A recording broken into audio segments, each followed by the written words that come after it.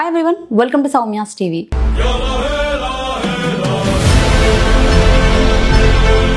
ఆ నోరు ఆమెకు ఒక్కదానికే ఉందేమో మరి ప్రపంచంలో ఎవరికి లేని నోరు. అబ్బా నోరు ఇప్పితే మనందరం చెవులు మూసుకుంటాం ఆమెది.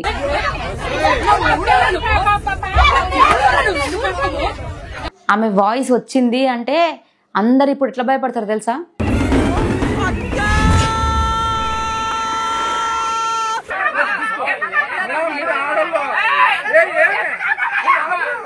సంబరాలు తీసుకెళ్ళావా? సిగ్గు లజ్జ లేదు నీకు, నీకు మర్యాద లేదు, నీకు మానవత్వం లేదు, మర్యాద లేదు, నీకు సిగ్గు లజ్జ లేదు, సిగ్గు లేదు. అక్కంగా రౌండ్ వేసుకోవడానికి వచ్చేసింది. అదనమాట. సమాజంలో ఒకరిని చూసి ఇంకొకరు ఇలా అవ్వకూడదు అనే ఒక సారాంశం మీద మాత్రమే ఈ వీడియో చేస్తున్నా.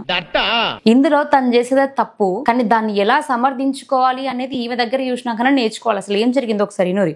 విశాఖపట్నంలో ఫ్రీ బస్సు పెట్టిన తర్వాత ఆమె వేసిన హడావిడి అంతా ఇంత కాదు. ఆమె బస్సులో ఆమె చున్నీ వేసిందట. అంటే రిజర్వేషన్ అనమాట. ముందే అంటే పుక్కట్ల రిజర్వేషన్ చేసుకున్నాడు అనమాట. ఇక చున్నీ వేసి ఆ సీట్ మీదకి వెళ్ళి నువ్వు లే అని చెప్పి ఫస్ట్ ఏమో పక్కన ఆమె మీద కూర్చుంది. అనరాని మాటలు అన్నది, చెప్పుతో కొట్టింది. ఒక్కసారి చూడండి ఈమె భూత పురాణం, ఈమె మాటలు.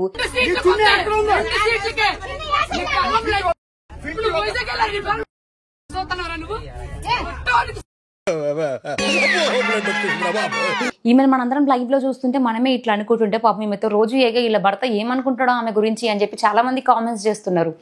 అమ్మో నీ భర్త గ్రేట్ అమ్మా, నిన్ను భరించడం చాలా కష్టం అమ్మా, ఆ నోరికి మొక్కాలమ్మా అని ఎంతో మంది మాట్లాడిరు. ఆడపిల్ల చిన్న పిల్ల అని సిగ్గు లేదా నీకు అని మాట్లాడింది. మరి ఈమె కూడా ఆడపిల్లనే కదా, ఈమెకి సిగ్గు లేదా? ఒక మొగోని అందరి ముందు చెప్పు తీసుకొని కొట్టనీకే మరి బుద్ధి జ్ఞానం లేదా? ఇట్లాంటి మాటలు మాట్లాడుకుంటూ పబ్లిక్లో ఎక్కి బూతులు మాట్లాడినప్పుడు ఒక చిన్న పిల్ల ముందు నేను బూతులు మాట్లాడుతున్నా, ఒక చిన్న పిల్ల ముందు నేను కొడుతున్నా, ఒక చిన్న పిల్ల ముందు నేను అంతా గొడవ పెట్టుకుంటున్నా. మరి రేపటి రోజు ఆ చిన్న పిల్ల కూడా ఇది చూసి నాలాగానే నేర్చుకుంటుందేమో, నాలాగానే ఇట్లా రౌడీలాగా మాట్లాడుతుందేమో, నాలాగానే ఇట్లా నోరు ఉంది కదా అని అరుస్తుందేమో అని మరి ఆమెకు తెలివి లేదా? పక్కన వాళ్ళు అంటుంది తప్ప. అది గవర్నమెంట్ బస్సు, అందరికీ హక్కు ఉంది. పుక్కట్ల కూర్చున్న నీకే అంటుంటే డబ్బులు ఇచ్చి కూర్చున్న ఆయనకు మరి ఆయనకి ఎంత ఉండాలి? సరే నువ్వు పోయింది మిడిల్ సీటా లేకపోతే 4th సీటా 5th సీటా అంటే ఏమో అనుకోవచ్చు. కార్నర్ సీట్కి పోయి నువ్వు లెగు అంటే ఎందుకు లేస్తాడు ఆయన? గవర్నమెంట్ సొమ్మును కూడా నా సొమ్ము అనుకుని నువ్వు ఫీల్ అయ్యి ఇంకొకరిని లేవమని చెప్పే అర్హత నీకు లేదు. కాదు, బస్ ఎక్కి సీట్ ఇవ్వకపోతే ఎవడివిరా నువ్వు, ఎవడికి పుట్టావురా నువ్వు అంటారా డైరెక్ట్.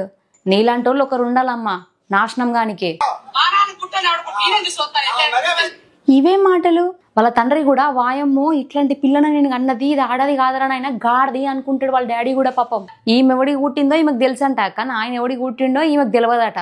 మరి ఈమె తెలుసుకోమని ఎవడు అడిగిండో, మరి ఇదంతా ఎందుకు చేస్తుందో ఈమె నాకు అర్థమైతలేదు. ఇట్లాంటి వాళ్ళ వల్లనే తల దించుకోవాల్సిన పరిస్థితులు ఏర్పడుతున్నాయి. ఆయనకి మానవత్వం లేదు, మర్యాద లేదంట.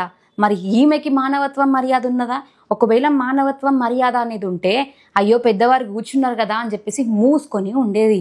ఆ మర్యాద దీనికి లేదు కాబట్టే ఇష్టానుసారంగా ప్రవర్తిస్తుంది. మానవత్వం అనేది ఉంటే నువ్వు చున్నీ వేసిన సీటు కోసం ఇంత ఫైట్ చేయవమ్మా. నీకు మానవత్వం ఉంటే ఈమె చున్నీ వేసిందంట ఆయన లేవాలట. సిగ్గుందా నీకే అంటది, నోటికొచ్చిన బూతులన్నీ ఈమె ఎడుతుంది. ఆయన ఒక్క మాట అంటే ఆయన చెప్పుతో కొడుతుంది. తప్పు ఎవరి సైడ్ ఉందన్నది ఇక్కడ మ్యాటర్ కాదు. తప్పు మనమే చేయాలి, కొట్టడం మనమే కొట్టాలి, తిట్టడం కూడా మనమే తిట్టాలి. అవతల వాడు పడాలి.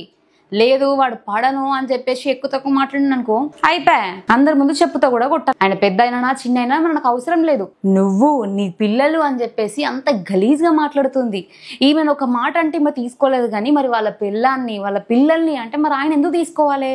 సిగ్గు శరం ఉండాలి మాట్లాడేటప్పుడు. ఆడదాని పోయి ఉన్నావు, ఆడదానివి కాబట్టి బతికిపోయినావు. అదే పొజిషన్లో ఇంకొకటి ఉంటే వారు నడిచేది. పోనీలే ఆడోళ్ళు కదా ఏమనొద్దా నువ్వు కూడా రెచ్చిపోతారు. ఇట్లనే విచ్చలవిడిగా ప్రవర్తిస్తారు. సిగ్గు శరం అన్ని మర్చిపోయి. నీ కూతురట ఎంత సిగ్గులేని ఆడది ఇది.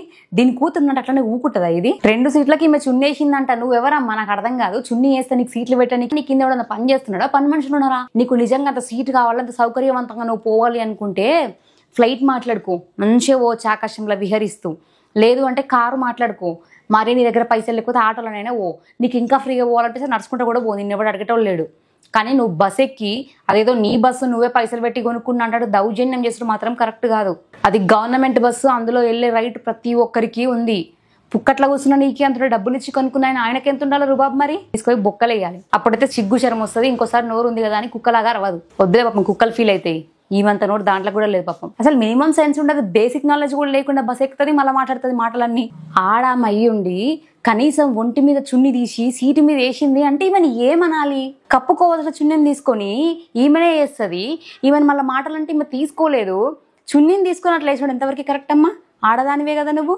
మరి ఏమైంది నీ రెస్పెక్ట్? నువ్వు మాట్లాడినావు కదా మానవత్వం అనో రెస్పెక్ట్ అనో గౌరవం అనుకుంటా మాట్లాడినావు కదా. మరి అదేది నీకుంటే నువ్వు ఇట్లా చున్నీలు తీసుకొని సీట్ల మీద వేయవు కదా. ఇంకా కనీసం అంటే నీకు చున్నీ లేదు, డ్రెస్ ఎట్టుపోతుంది, ఇట్లా మాట్లాడుతున్నాను, ఇట్లా కొట్లాడుతున్నా అని మినిమం సెన్స్ ఉందా?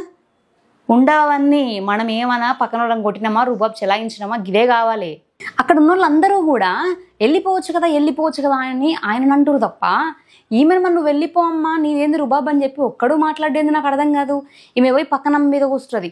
మరి అప్పుడు కూడా ఏమన్నారు, ఈయననేమో ఇటు చూసుకుంటే కొడుతుంది, అయినా కూడా తప్పంతా ఆయనదే అన్నట్టు అందరూ మాట్లాడతారు. ఎంతవరకు కరెక్ట్ అంటే అందరూ కూడా ఆమె నోరికే భయపడుతున్నారు. ఫస్ట్ ఆఫ్ ఆల్ ఆమెను ఏమైనా అనాలంటే మళ్ళీ మా మీద ఎక్కడ దౌర్జన్యం చేస్తుందో, మా మీద ఎక్కడ దాడి చేస్తుందో అనే భయపడుతున్నారు.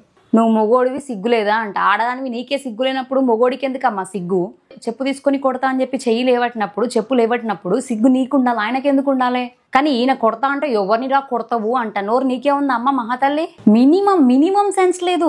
అరే తన బట్టలు ఎటు పోతున్నాయి, అసలు ఏంది, నేను ఈ గొడవ ఇరికితే బాగుండదు, ఆడదానికి నా ఇజ్జత పోతుంది, రేపటి రోజు 10 మంది ముందు నేను తలెత్తుకొని తిరగాలి, మా ఇంట్లో పరుగు పోతుంది అని ఒక్కసారన్నా ఆలోచించినావా? ఇదేనా అమ్మ నీ సంస్కారం? నువ్వు చెప్పు పోనీ. లెగు అని అందరూ ఆయన అంటారు.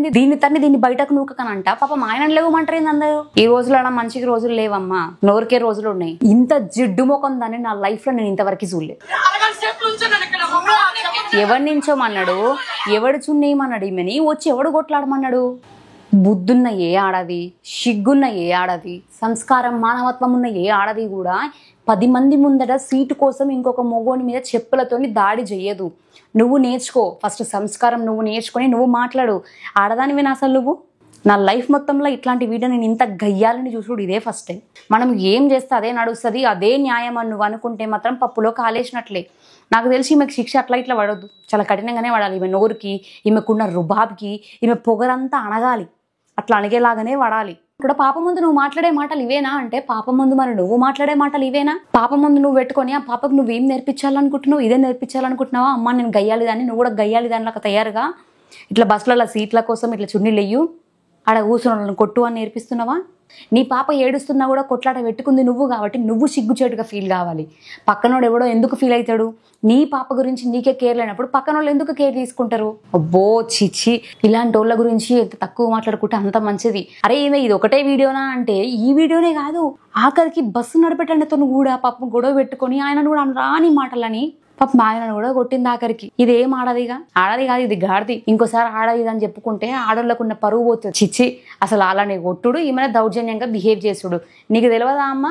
డ్యూటీలో ఉన్న కండక్టర్ల పైన, డ్యూటీలో ఉన్న డ్రైవర్ల పైన చేయొద్దు అని చెప్పేసి మనకి ఎంత మంచిగా రెస్పెక్ట్ ఇచ్చి మేడం అని మాట్లాడుతున్నాడు. మరి దీనికి ఏమైంది? మినిమం సెన్స్ లేదా?